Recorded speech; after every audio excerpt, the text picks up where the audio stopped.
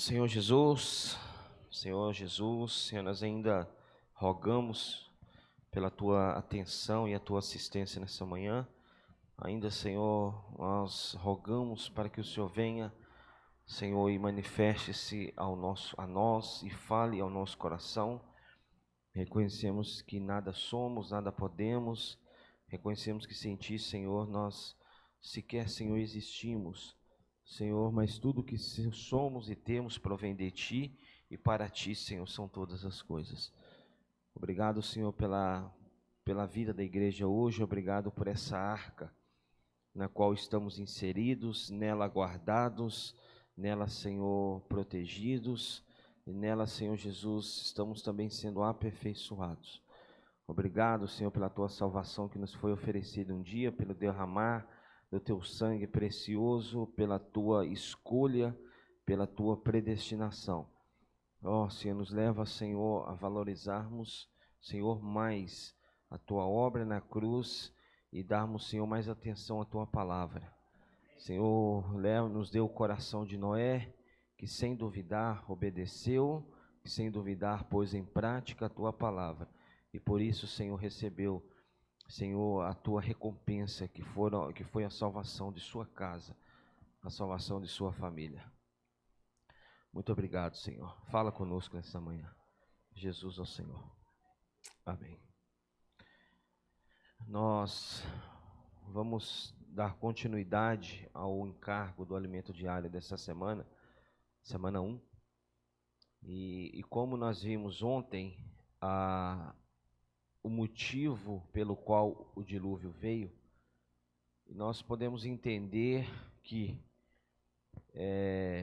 Deus, embora criando o homem, embora ali pondo em prática o seu plano ao criar o primeiro casal, o homem, ele escolhendo para si, agir por conta própria e não dependendo de Deus, trouxe para o mundo o caos. Na época, a maldade havia se espalhado, o mal havia se multiplicado, entendeu?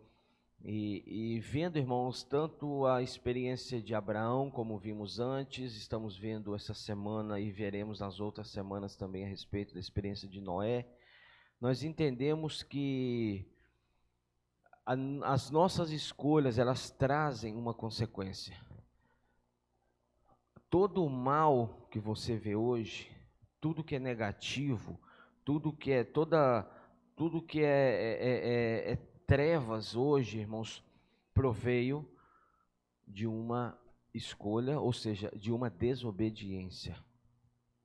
Nós precisamos entender que a desobediência abre portas para a maldição. A desobediência, ela abre portas, irmãos, para que a maldição entre e se atue, se aloje. Mas também, em contrapartida, a obediência, irmãos, abre as portas para a bênção. Nós vimos que pela desobediência entrou o pecado no mundo, não é isso? Por meio de um só homem entrou o pecado no mundo e pelo pecado a morte. Na desobediência de Adão, quando Adão decidiu, por livre e espontânea vontade, comer da árvore da vida, do conhecimento do bem e do mal, a natureza maligna, ela foi injetada no homem. E a partir dali, as gerações que vieram, irmãos, já nasceram com esse DNA, do primeiro homem. Mas quando homens também, irmãos, decidiram crer e obedecer, histórias também foram mudadas. Nós vimos aí a experiência de Noé, nós estamos vendo nisso, nós veremos nas outras semanas o capítulo 7, que por meio dessa obediência foram salvos não somente Noé, mas toda a sua casa. Então, irmãos, essa questão é muito séria, porque uma vez que Deus nos mostra o caminho, Ele espera que nós reconheçamos que isso provém dEle e obedeçamos a sua palavra, sabe? A obediência é uma escolha. A obediência, nós vimos semana passada, que ela também é completa. A obediência, ela não é relativa. Nós vimos a experiência de Saul, Então, se você quer ser abençoado, irmãos, e se você quer mudar a história, não somente sua, mas da sua casa, da sua família, obedeça a palavra de Deus. A obediência atrai bênção. A obediência, ela atrai, irmãos, vida. A obediência ela muda histórias, ela muda destinos. A obediência, ela muda o fim. Sabe? Nós vimos muito bem sobre isso. Que porque alguns obedeceram, histórias foram mudadas, gerações foram mudadas, maldições foram quebradas. Quando o homem peca, irmãos, e desobedece a Deus no Éden, ele atrai, a humanidade atraiu para si uma maldição eterna. Mas quando um decide, não é isso? Obedecer, crer e obedecer, irmãos, ali naquele momento esse elo de maldição pode ser quebrado na sua casa e na sua família. O que Deus espera de nós, que estamos ouvindo essas palavras que Ele tem nos falado de forma tão constante, é que nós entendamos isso e que nós recebamos isso e coloquemos isso em prática. Então, ontem nós vimos a experiência, o motivo do dilúvio, e hoje nós vamos ver quando Deus olha para Noé, capítulo 6 de Gênesis ainda. Deus olhou, viu que a maldade na terra estava se multiplicando, versículo 5 do capítulo 6. Viu o Senhor que a maldade do homem se havia multiplicado na terra e que era continuamente mal todo o desígnio do seu coração. Irmãos, naquela época a humanidade não queria saber de nada referente-se a Deus. Aqui fala, multiplicando na terra a maldade do homem, e que era continuamente mal todo o desígnio do seu coração. Abra comigo rapidinho aqui, Romanos capítulo 3.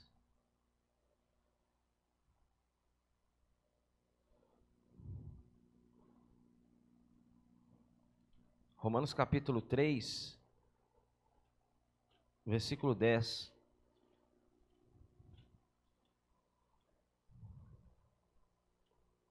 Romanos 3, 10. Romanos 3, 10. Como está escrito, não há justo nenhum sequer. Não há quem entenda, não há quem busque a Deus. Era a realidade de Noé naquela época, mas também, irmãos, é a realidade hoje. Não há quem busque a Deus. Agora imagina Noé no meio daquele povo. Aí continua, todos se extraviaram, a uma se fizeram inúteis, não há quem faça o bem, não há nenhum sequer. A garganta deles é sepulcro aberto, com a língua urdem engano, veneno de víbora está nos seus lábios. A boca eles a têm cheia de maldição e de amargura. São seus pés velozes para derramar sangue. Nos seus caminhos há destruição e miséria. Desconheceram o caminho da paz. Não há temor de Deus diante de seus olhos. Foi a realidade que Noé encontrou naquela época. E hoje nós vemos tanta coisa acontecendo que essa palavra também se torna real hoje. O homem, a humanidade, irmãos, o homem em si, não é generalizado isso aqui, mas, irmãos, grande parte não quer saber nada de Deus. É tão difícil você convidar uma pessoa para uma reunião como uma reunião, né, da igreja. É um trabalho árduo, né? Você tem que fazer um bom trabalho para convidar alguém e para que essa pessoa venha. Mas se há um convite para qualquer outra coisa, irmãos, a resposta é rápida. Não é isso?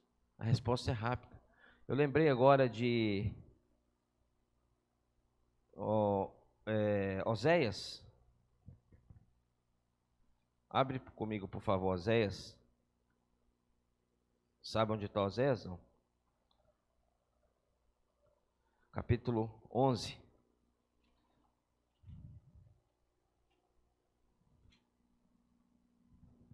Oséias capítulo 11, versículo 1.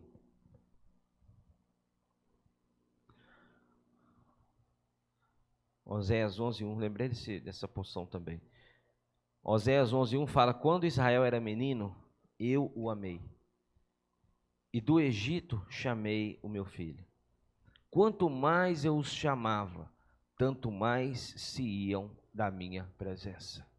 Noé passou quantos anos edificando a arca? Cerca de quantos anos construindo a arca?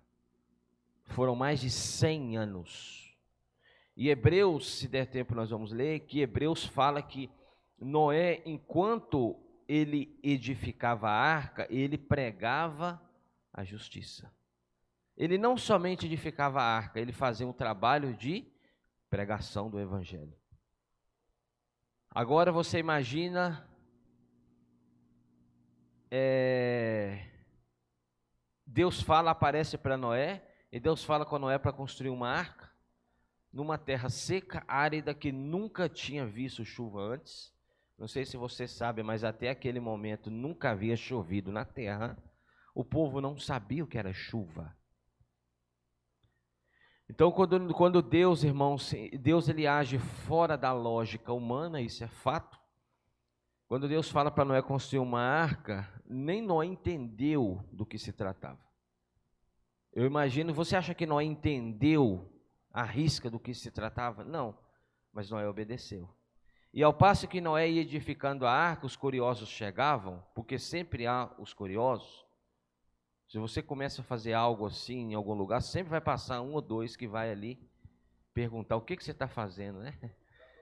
E não somente pergunta, mas também dá palpite. Justo, irmãos, isso é fato. Sempre tem, sempre tem. Os curiosos, eu acredito que em todas as eras isso também, né? Isso não é somente na nossa era, eras passadas, começa a dar palpite. Então, irmãos, os curiosos vinham, e Noé aproveitava que esses curiosos vinham, estou aplicando para você entender. Noé aproveitava e eles perguntavam: para que isso? O que é isso? E Noé pregava para eles a justiça. É interessante que a Bíblia fala que Noé não pregava o amor, porque o amor veio em Cristo. O amor veio em Cristo. Então, Deus é amor. E como que o amor foi manifesto? Na graça de Cristo. Então, mas Cristo ainda não tinha vindo, então não tinha como pregar o amor. Era-se pregada a justiça. É claro que a arca em si já era uma manifestação do amor de Deus para a salvação do homem. Mas Noé pregava a justiça. Enquanto os curiosos vinham, Vanusa, o que é isso que você está fazendo? Isso é o quê? Isso é uma casa? Não, isso é uma barca, vamos falar assim, né? Para que isso aí? Porque vai chover daqui uns dias. E se você não se arrepender dos seus pecados, você vai ser levado pelas águas. Era desse jeito, irmãos. Era curto, era reto. Mas os homens não acreditaram. Sabe por que não acreditaram? Porque nunca tinham presenciado isso antes. A nossa mente, nós temos a pender a crer naquilo que nós já vimos acontecer. Fala-se da volta do Senhor. Ok, ninguém nunca presenciou a volta do Senhor. Então é difícil crer na volta do Senhor. Você está entendendo? Porque o homem ele tende a acreditar naquilo que ele já viu. Você está entendendo ou não? Eles nunca tinham visto chuva, eles nunca tinham visto muito menos dilúvio. Então como eles iam crer nisso, irmãos? É difícil. A lógica, a nossa mente, o nosso racional, ele tende a pender por esse lado. Mas Paulo fala que a fé, fala aos Coríntios também, que nós andamos não pelo que vemos, mas por aquilo que nós não vemos. Porque o que vemos é passageiro, o que não vemos é eterno. Então, ao passo que Noé construía a arca, irmãos, Noé pregava a justiça, mas essa justiça também era um chamado de Deus para o arrependimento do homem. Deus chamava aquele povo ali corrompido, mau, maligno, mas Deus ainda os dava a oportunidade e uma chance de serem salvos. Irmãos, presta atenção em algo. A arca não foi feita exclusivamente para Noé, a sua família, e muito menos para os animais em si. A arca cabiam mais pessoas. A arca comportava mais famílias. Você está entendendo ou não? A arca, ela cabiam mais pessoas ali dentro, mas o povo não quis. É o que fala aqui em Oséias: quanto mais eu os chamava, ou seja, quanto mais Noé pregava a justiça, tanto mais se iam da minha presença. É interessante que quanto mais Deus chama o homem, mais o homem tende a se afastar dele. O nosso ser natural é assim. Quanto mais Ele nos chama, como que Deus hoje nos chama? Por meio da palavra. E você vê que a palavra nos últimos tempos intensificou o chamamento, é ou não é? Você tem essa experiência, os que reúnem há mais tempo, não é isso? Hoje o falar de Deus ele está mais constante, esse chamamento é mais constante, mas ao passo que o chamamento é mais intenso, o nosso homem natural ele tende também a se afastar. Aí é o que fala: quanto mais eu chamava, tanto mais se iam da minha presença, sacrificavam a Baalins e queimavam incenso às imagens de escultura. Todavia, eu ensinei a andar a Efraim, tomei-os nos meus braços, olha só, mas não atinaram que eu os curava. Olha, aí o versículo 4, atraí-os. Como que Deus nos atrai? Com cordas humanas. Deus nos atrai usando pessoas. Deus nos atrai, irmãos, como que Deus atrai as pessoas para Ele? Usando você para pregar o Evangelho. Olha como você é essencial na obra de Deus. Como que Deus atrai as pessoas a Ele?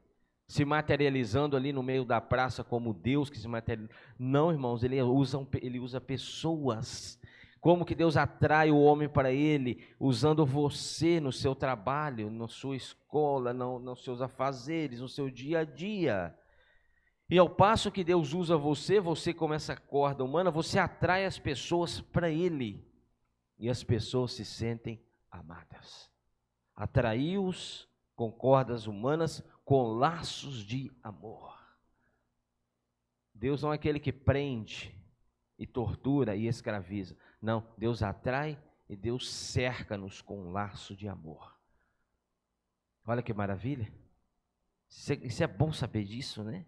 Fui para eles como quem alivia o jugo de sobre suas queixadas e me inclinei para dar-lhes de comer. Me inclinei, irmãos, nunca, se você procurar em outra porção da Bíblia, você não vai ver nenhuma outra parte falando de Deus se inclinar, porque Deus não se inclina. Mas aqui, irmãos, quando se trata de nos alimentar, você está entendendo? Ele se inclina e Ele nos dá de comer. Que amor é esse, irmãos? Olha que maravilha. Então, quanto mais Deus os chamava, quanto mais Noé pregava o Evangelho, volta para Gênesis 6. Quanto mais Noé falava ali, mais as pessoas rachavam fora, né? Hoje ninguém quer saber nada com Deus. Gênesis capítulo 6. Então, aí vimos o versículo 5 agora. O versículo 6, então, se arrependeu o Senhor de ter feito o homem na terra, e isso lhe pesou no coração. Nós lemos ontem na tradução da King James que isso feriu ou trouxe dor ao coração de Deus. Mas graças a Deus, irmãos, que no versículo 8 fala que Deus achou Noé. Mas porém, Noé achou graça diante do Senhor. Deus olhou na terra e Deus viu alguém que fazia diferença em toda a terra. E quando Deus acha, irmãos, esse que faz a diferença, Deus se alegra. Na conferência está fazendo um chamamento muito grande, tropas capitães, para a formação dos 318, não é isso? Nascidos em casa. Irmãos, Deus está chamando essa geração para fazer a diferença onde eles estiverem. E Deus também nos chama para fazermos essa diferença. Nós não podemos nos moldar aos padrões mundanos. Nós não podemos ser mais um na multidão, irmãos. Não é que nós somos melhores, ninguém é melhor do que ninguém. Mas nós precisamos ser diferentes e fazermos a diferença. Sermos esse ponto de luz em meio às trevas. Você é luz, eu sou luz. Nós somos luz no Senhor. E essa luz precisa fazer diferença nas trevas. Por mais escuro que o ambiente esteja, se você acender um palito de fósforo, vai fazer diferença. Vai ou não vai? Então, por mais que você ache que você não consegue, irmãos, em si, já só pela vida de Deus que tem em você, já é essa diferença em meio às trevas. Por mais fraca que esteja ainda a luz, mas ainda assim nós fazemos a diferença. E nós não podemos nos moldar aos padrões, né, do curso deste mundo. Então, Noé achou graça diante do Senhor, versículo 9, vimos ontem, eis a história de Noé. Agora vamos no versículo 11, a terra estava corrompida à vista de Deus e cheia de violência. À vista de Deus, uma coisa é a vista do homem, uma coisa é o que eu olho e vejo. Outra coisa é o que Deus olha e vê. O que conta não é o que eu olho e vejo, é o que Deus olha e vê. Deus olhou e a terra estava corrompida à vista de Deus e cheia de violência. Então, irmãos, na minha vida também, abre aspas, o que pesa, o que vale naquilo que eu sou, não é o que eu penso e não é o que os outros pensam, é o que Deus vê e é o que Deus pensa. Às vezes nós somos abalados por aquilo que os outros pensam. Nós temos ainda uma vida, irmãos, uma mania terrível de ir naquilo em que os outros pensam, e se aquilo que eu sou contraria e eu ouço o contrário, o que as pessoas falam de mim, aquilo me desanima e acabou para mim, irmãos. Irmãos, não é o que os outros pensam, o que os outros falam, é o que Deus pensa que conta, não é isso? É o que Deus, e nós às vezes nos preocupamos muito com o que os outros vão pensar ou falar, né? Às vezes nós não pregamos o evangelho com medo do que os outros vão pensar e falar, é ou não é? Principalmente se for conhecido seu, se for pessoas próximas, nós nos preocupamos muito com o que os outros, mas irmãos, isso é o natural do homem velho, caído. Mas irmãos, o que vale é o que Deus pensa. Versículo 12, viu Deus a terra, de novo falando que Deus viu a terra, e eis que estava corrompida. Irmãos, falou isso num versículo, falou isso no outro versículo. Quando você repete algo, irmãos, principalmente na mesma linha, irmãos, é muito sério isso. Viu Deus, e eis que a terra estava corrompida, porque todo ser vivente havia corrompido o seu caminho na terra. Não é o outro, não é que corromperam, não é que um terceiro corrompeu o caminho deles, eles se corromperam, você está entendendo? Eis que todo ser vivente havia corrompido o seu caminho. Então, ou seja, escolhas nossas corrompem o nosso caminho. É nós que optamos pela nossa salvação. Então disse Deus a Noé, olha só. Então disse, irmãos, antes Deus já havia, na primeira parte do capítulo 6, Deus fala, eu vou destruir a terra. Mas quando Deus acha um fiel, aí o que Deus fala? Amós 3,7, rapidinho, eu nem vou abrir na minha, Amós 3,7, que Deus não faz nada sem antes revelar aos seus profetas. Amós 3,7, é o que fez com Noé, é o que fez com Noé aqui. É o que fez com Noé aqui. Amós capítulo 3, versículo 7. O que fala em Amós 3, 7? Coisa alguma sem primeiro revelar aos seus servos e profetas. Irmãos, Deus ama essa intimidade. Deus antes, ele falou, eu vou destruir a terra, mas quando acha um justo, e quando Noé acha graça diante dele, Deus se alegra e fala, agora deixa eu falar para Noé o que vai acontecer. Aí o que entra o versículo 13, então disse Deus a Noé, resolvi dar cabo de toda a carne, porque a terra está cheia de violência. Eu imagino Noé olhando para ele, né? Eu também sou carne. Já pensou isso? Não. Deus chega, fala, resolvi dar cabo de toda é o geral. Aí Noé falou, peraí, eu também sou carne. Então vai sobrar para mim também, né? Irmãos, e farei, porque a terra está cheia de violência dos homens, eis que os farei perecer juntamente com a terra. Lembra quando Deus vai destruir Sodoma? Lembra? Deus para no meio do caminho, nos carvalhais de Manre, e encontra quem? Abraão. E Deus revela revela a Abraão o seu plano. Olha só isso. Então, irmãos, hoje não está nada oculto de nós. Deus tem nos revelado o seu plano. Deus tem nos falado a sua vontade. Deus tem nos mostrado o seu desejo. Então Deus para no meio do caminho ali 3 homens, né? 2 anjos, 2 foram anjos e um era o próprio Senhor. Revela a Abraão: Abraão, eu vou destruir Sodoma. Abraão intercede por Ló, que está em Sodoma. Você sabe disso. Aqui Deus revela a Noé: resolvi dar cabo de toda a terra. Versículo 14: faze uma arca de tábuas de cipreste, e nela farás compartimentos, e a calafetarás com betume por dentro e por fora. Deste modo a farás. De 300 côvados será o comprimento, de 50 a largura e a altura de 30.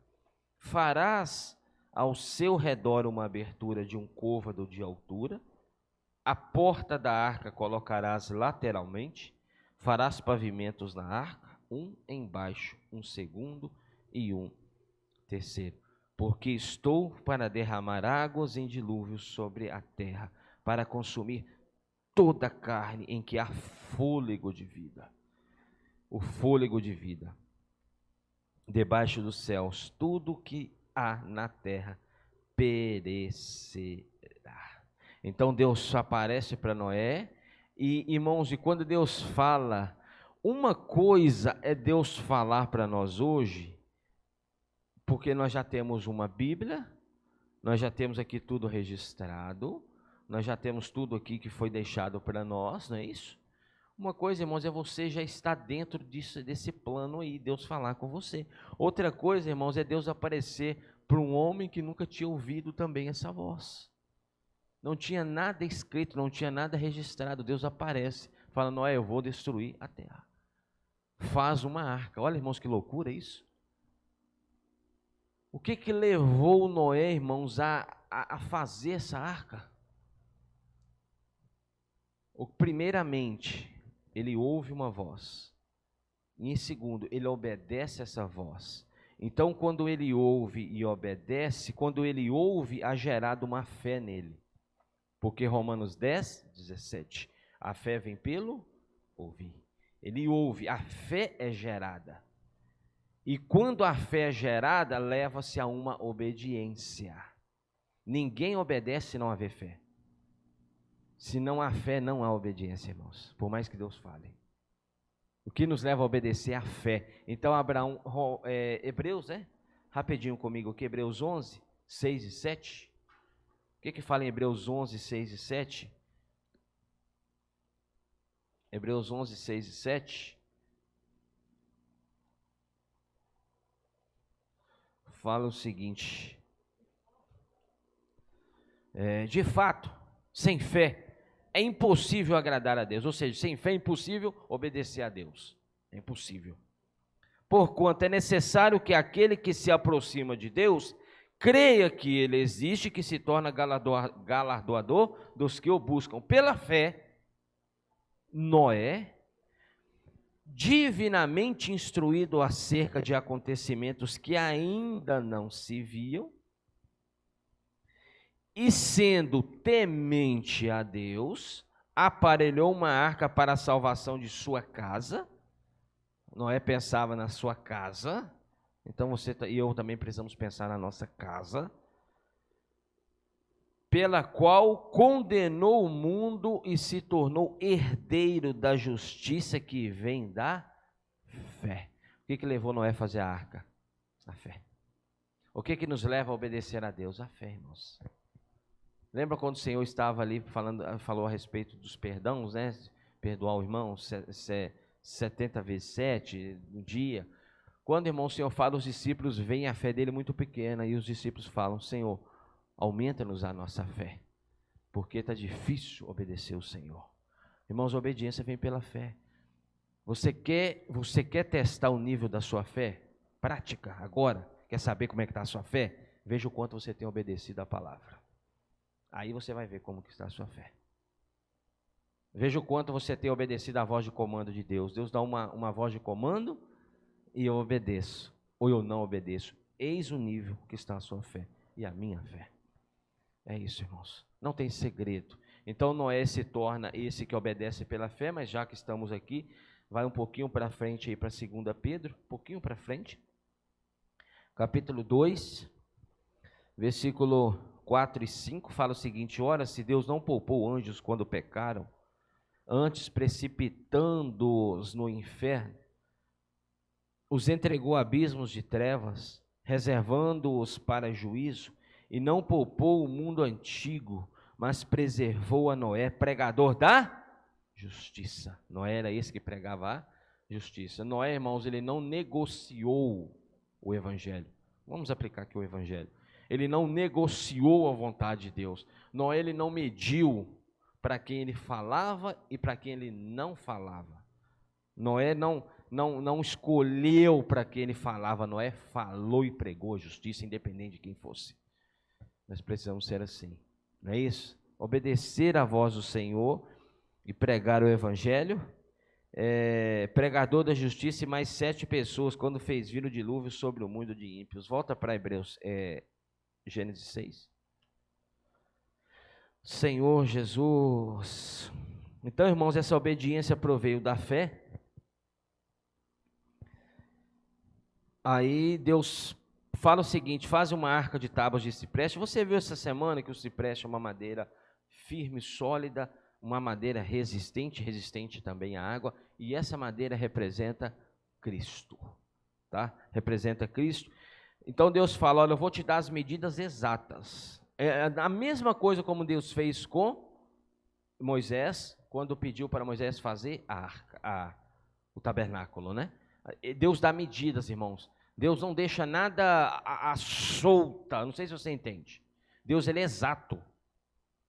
Deus, ele não deixa nada fora. Você está entendendo? Quando Deus fala, ele já dá todo o caminho, ele já mostra o caminho. Aqui ele mostrou as medidas, assim como foi com Moisés também na construção do tabernáculo. Ó, você vai fazer, Noé, faz uma arca, tem que ser de cipreste, não pode ser de qualquer madeira. Nela farás compartimentos e a calafetarás com betume por dentro e por fora. A palavra calafetarás no original é quepar. Calafetarás. Calafetar, irmãos, é emassar. É rebocar, para você entender. O pedreiro, o que o pedreiro fez com essa parede? Calafetou ela, ou seja, ele rebocou essa parede com massa. Vai ter a madeira, mas a madeira não vai ficar visível. A madeira, ela precisa ser revestida. Então você vai calafetar. Esse calafetar no original também, ele tem um significado de expiação. Expiação é o mesmo que aconteceu lá no Egito com o cordeiro quando foi morto. É a expiação pelo pecado. Quando no Antigo Testamento, quando o homem pecava, o homem ele levava um animal para ser sacrificado no seu lugar. O animal era um substituto e aquele animal fazia expiação pelo pecado daquele homem. Então a palavra calafetar, que é quepar, também é expiação. Então você vai calafetar com betume. Betume, que tem o significado de cóper, tem o significado também de preço pago por uma vida. Esse betume aqui é o mesmo significado. Lembra quando a mãe de Moisés, para salvá-lo da morte, fez um cesto? Quem lembra que Êxodo fala sobre isso? E o que fala em Êxodo? Que ela calafetou. É o mesmo significado. Esse calafetar, irmãos, é uma proteção contra a morte. Você está entendendo? É uma barreira que impede a água que está fora entrar para dentro, porque a água representa morte. E a madeira em si, você sabe muito bem que ela precisa ter na sua junção, ela precisa ser calafetada, porque senão a água entra. Então, irmãos, a água que estava fora, Moisés, por exemplo, o rio Nilo, aquela água representava a morte, mas o que mantinha Moisés seguro? No cesto, que ele foi calafetado. Assim foi com a arca. Então esse calafetar, ou seja, é um preço pago. Para que houvesse aquele calafetar ali, com aquele betume, né? É o betume aqui agora, que era como uma argila, para você entender. Então tinha que revestir toda a arca, por fora e por dentro. Então essa massa representava, ou seja, vai ser pago um preço para que você, Noé, continue vivendo, você e sua família, porque a morte vai operar lá fora, mas por causa desse preço, vocês vão estar aqui dentro seguros e protegidos. É isso. Irmãos, a arca hoje representa Cristo, mas a arca também representa a vida da igreja. E Deus nos inseriu nessa arca. E Deus, irmãos, pagou um alto preço, que você sabe, eu não vou entrar em detalhe, mas você leu no seu alimento diário, que o betume representa o sangue. E esse sangue impede, irmãos, que a morte chegue a nós. Você está entendendo, não? A morte estava operando lá fora, vamos aplicar depois que o dilúvio veio, a morte já estava operando como águas de julgamento lá fora, mas dentro Noé estava protegido, ele e sua casa. Irmãos, não abra mão da arca de Deus, que é a vida da igreja. Não abra mão, irmãos, de manter os filhos também na arca de Deus, que é a vida da igreja. Irmãos, pague um preço, vamos pagar um preço para permanecermos nesse viver. Aí você acha que era fácil também passar tanto tempo como Noé passou com seus filhos dentro da arca. Não é fácil, irmãos, mas pelo menos nós estamos protegidos. Você não sabe disso, e eu vou te alertar agora para você estar ciente, porque eu não vou ser culpado disso. Quando nós estamos desgarrados do rebanho, quando nós saímos debaixo de uma cobertura espiritual, nós estamos à mercê do diabo. A vida da igreja é uma cobertura espiritual que guarda nós e a nossa casa. Não queira sair dessa cobertura espiritual, porque você vai estar à mercê do império das trevas. Irmãos, isso é sério. Não saia, não queira sair. Não, a minha vida está muito boa, está muito tranquila. Está sim para você, mas veja no âmbito espiritual. Como que está? Ataques um atrás do outro. Irmãos, não que nós não somos atacados, somos, mas essa cobertura nos fortalece. A presença dos irmãos, a comunhão dos santos, a comunhão da vida nos guarda. E se eu estou fora dessa cobertura, irmãos, dessa arca, eu estou à mercê do dilúvio. Noé pregou o evangelho ali, falou para eles, venham, porque vai vir o dilúvio e vocês vão ser levados. Eles não quiseram isso. Mas hoje, irmãos, nós temos essa escolha de nos manter, não somente nós, mas a nossa casa, nessa arca, dentro dessa arca, onde nós somos protegidos. Não é perda de tempo, irmãos, você pagar um alto preço. Por exemplo, os nossos jovens estão para a conferência, pagaram um alto preço, estamos tendo comunhão aqui agora, né, com o Tião, que eles fazem falta nas reuniões. Mas eles estão, irmãos, sendo fortalecidos e preenchidos pela palavra. Irmãos, oxalá quantos pais estão chorando agora, porque um filho saiu há 3, 4, 5 dias atrás, não sabe onde foi, para onde foi, nem se está vivo. Quantos pais hoje estão, irmãos, atormentados, irmãos, perdendo filhos para as drogas, perdendo filhos para o alcoolismo, para a prostituição. E pagam qualquer preço, pergunta se paga qualquer coisa para você ver se não paga. E nós temos a total oportunidade de manter os nossos filhos nessa arca. Vamos valorizar a vida da igreja, irmãos. Paga o preço. Aí para mandar para a conferência, vamos mandar. É para mandar para passar um tempo no SEAP, vamos mandar. Irmãos, isso é salvação, isso é guardá-los, isso é protegê-los, isso é mantê-los na arca, porque a arca nos guarda, a arca nos protege. Oh, Senhor Jesus, aí ele fala no versículo 15, de modo que as farás de 300 côvados será o seu comprimento. Agora o versículo 16 é algo maravilhoso também, porque a arca representa Cristo. Como nós falamos, representa a vida da igreja, mas também representa Cristo. E o versículo 16 fala, farás ao seu redor uma abertura. Esse ao redor, irmãos, essa abertura no original é meio-dia. Então, no teto, presta atenção, a arca não tinha janelas. Quem aqui, quando eu era criança, eu lembro que eu ia na casa de uns parentes meus e tinha um quadro, isso aqui eu acho que muitos já ouviram, tinha um quadro da arca, e eu ficava sentado, na época que não tinha celular, não tinha nem televisão direito, né?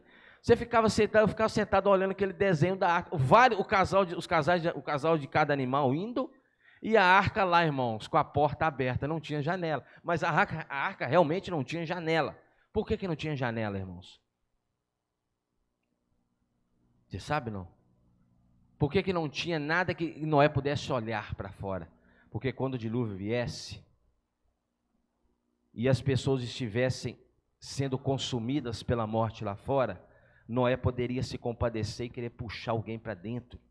Ou seja, ou aquilo poderia mexer com o coração de Noé. Você está entendendo? Ele abrir aquela janela ali e ver aquele amigo meu que eu tanto, por anos, né? Ali se perdendo ali, e eu não posso ajudar, e aquela pessoa pedindo ajuda, deixa eu subir. Não tinha janela, por isso Deus guardou Noé do que estava acontecendo lá fora, até mesmo nesse ponto. Porque senão, irmãos, ia mexer com a estrutura de Noé também, e ele poderia talvez querer dar uma ajudinha, né? Joga uma corda, deixa eu subir, não é verdade? Por isso que fala que quando, nós vamos ver nas semanas para frente, é muito detalhe a Bíblia, que quando a porta se fecha também, quem fecha é Deus, não é Noé, porque se Noé fecha, Noé abre, não é isso? Se Noé tivesse fechado, Noé abriria, mas o que Deus fez? Deus fecha, o que fala em Apocalipse? A porta que Deus fecha, ninguém abre. E é isso, irmãos, a oportunidade teve até aquele último momento para os homens, mas por motivo do coração de Noé também, por ele querer, né, salvar alguém depois da oportunidade, por isso não tinham janelas, tinha porta, então tinha uma abertura no teto, e essa abertura, irmãos, ele olhava só para cima, é o que o Senhor espera de nós. Lucas, abre para mim, Lucas 21, 25 a 28, Lucas 21, muito ponto, né? Por isso que eu falei que alimento diário a gente precisa ruminar demais. Lucas 21, 25, deixa eu ver aqui. Isso, Lucas 21, 25 a 28. Haverá sinais no sol, na lua e nas estrelas. Sobre a terra, angústia entre as nações, em perplexidade, por causa do bramido do mar e das ondas. É o que estava acontecendo. Haverá homens que desmaiarão de terror e pela expectativa das coisas que sobrevirão ao mundo. Isso que vai acontecer, tá? Pois os poderes do céu serão abalados. Isso aqui é na volta do Senhor.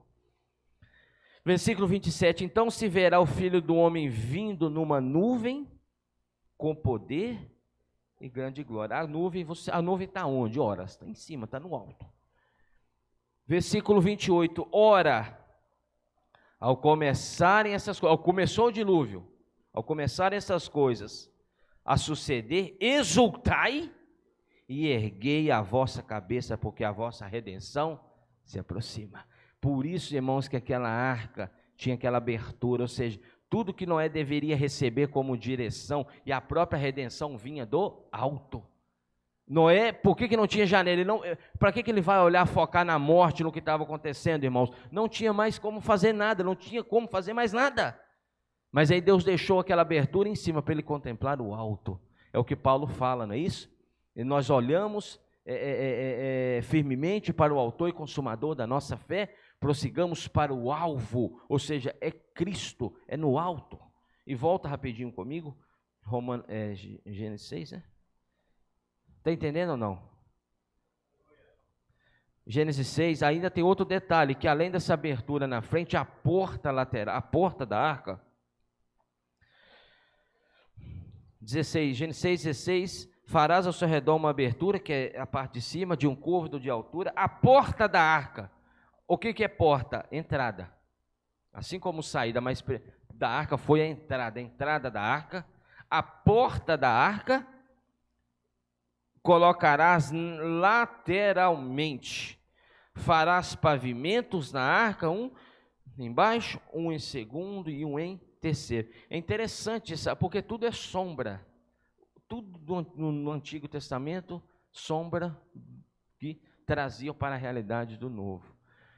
A porta é entrada. A porta da arca, para você entender, era o que separava, tirava Noé do mundo e levava Noé para um ambiente seguro.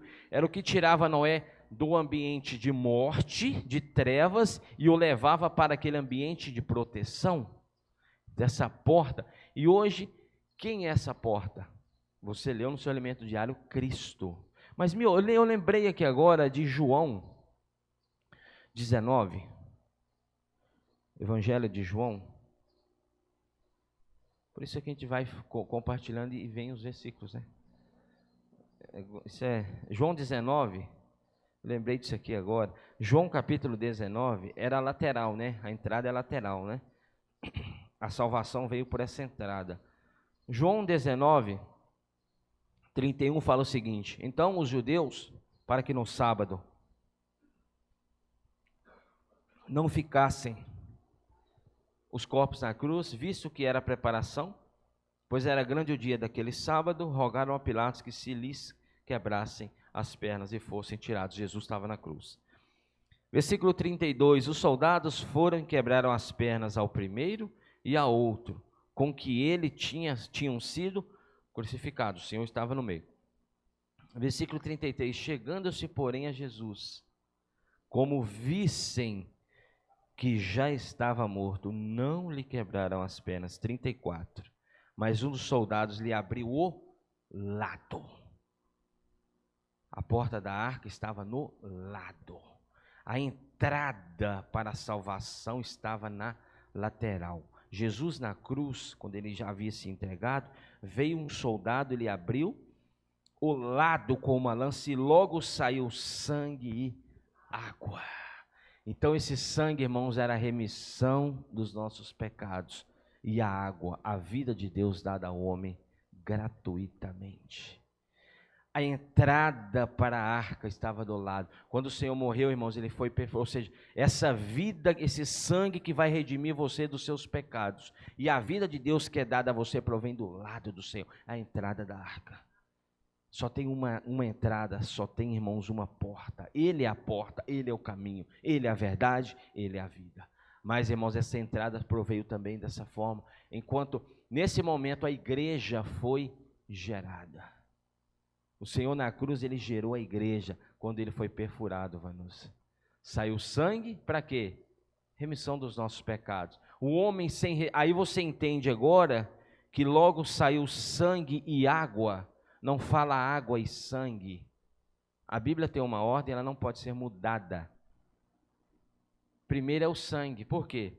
Porque sem sem a remissão, sem o lavar regenerador, Deus não pode ocupar o homem. Deus não ocupa uma casa imunda. Não sei se você entende.